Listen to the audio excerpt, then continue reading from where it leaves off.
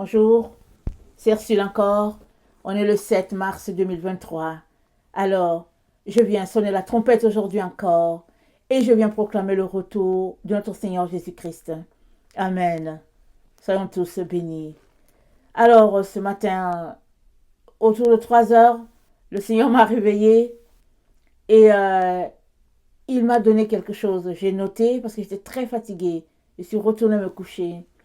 Et ce matin vers 9 heures, je me suis dit, mais tiens, le Seigneur m'a dit quelque chose. Et je suis allée vérifier. Et j'avais écrit, il m'a dit, tu as à te présenter aujourd'hui ou bien demain. C'est ça qu'il m'a dit. Alors, j'ai choisi de le faire aujourd'hui. Et puis, ben voilà. Alors, vous me connaissez, je m'appelle Ursule. Et le Seigneur me demande de venir dire à tous que je suis celle-là qui va nous conduire, amen, jusque dans la maison de Dieu, si on peut le dire ainsi. Alors, je compte toujours sur lui.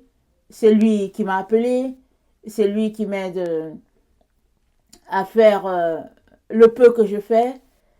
Et je ne me sens pas digne, n'est-ce pas, d'être appelé à apporter sa parole, pas du tout.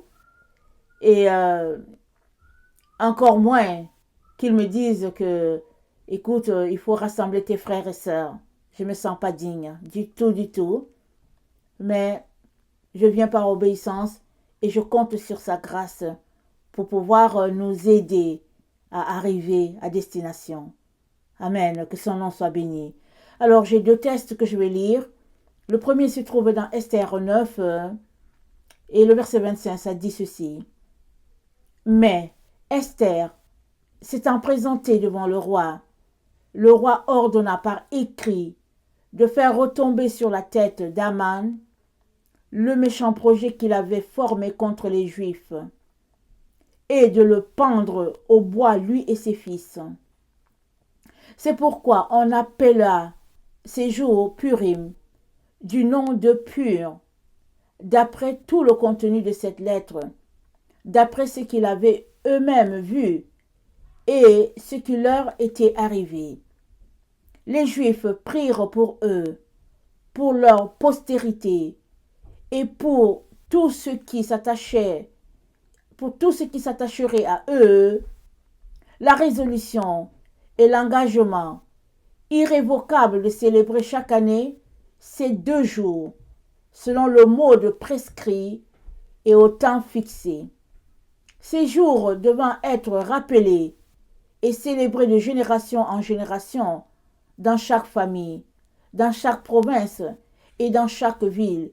Et ces jours de Purim ne devaient jamais être abolis au milieu des Juifs, ni le souvenir s'en effacer parmi leurs descendants.